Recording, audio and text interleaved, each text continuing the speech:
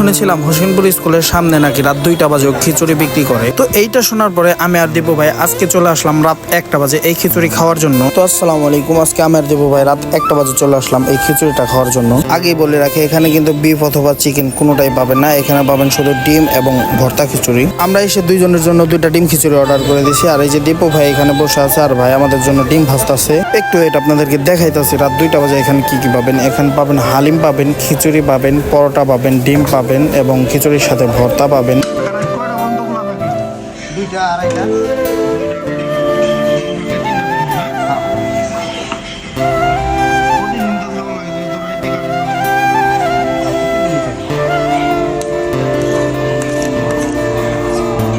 শেষের পথে রুটি আছে, মনে হয় একটা রুটি আছে, রুটি করে শেষে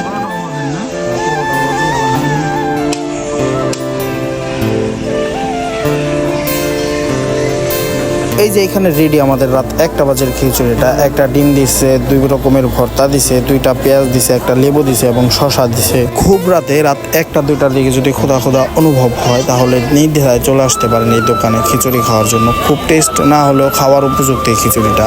আর হ্যাঁ, আমি কিন্তু ঘুম থেকে উঠে শুধুমাত্র এই খিচুড়িটা খাওয়ার জন্য আসছি। অনেকে আবার এখানে কমেন্ট করতে পারে এত রাতে ঘোরাঘুরি কেন করেন। আর হ্যাঁ, আপনারা কি জানেন এই খিচুড়িটা রাত করে বিক্রি করার কারণটা কি? এই খিচুড়িটা রাত করে বিক্রি করার কারণ হচ্ছে মনুরঘাটে থেকে রাতে বালির ট্রাক চলাচল করে, তাদের কথা চিন্তা করি এই চাচা রাত করে বিক্রি করতেছে খিচুড়ি। শুধু খিচুড়ি বললে ভুল হবে, সাথে কিন্তু হালিম এবং পরোটাও আছে। তো আমাদের খাওয়া দাওয়া শেষে এখন আমরা সরাসরি বাসায় চলে যাব। তো এই ভিডিওটা যদি ভালো লাগে তাহলে অবশ্যই লাইক, কমেন্ট, শেয়ার করে দিবেন। ধন্যবাদ সবাইকে।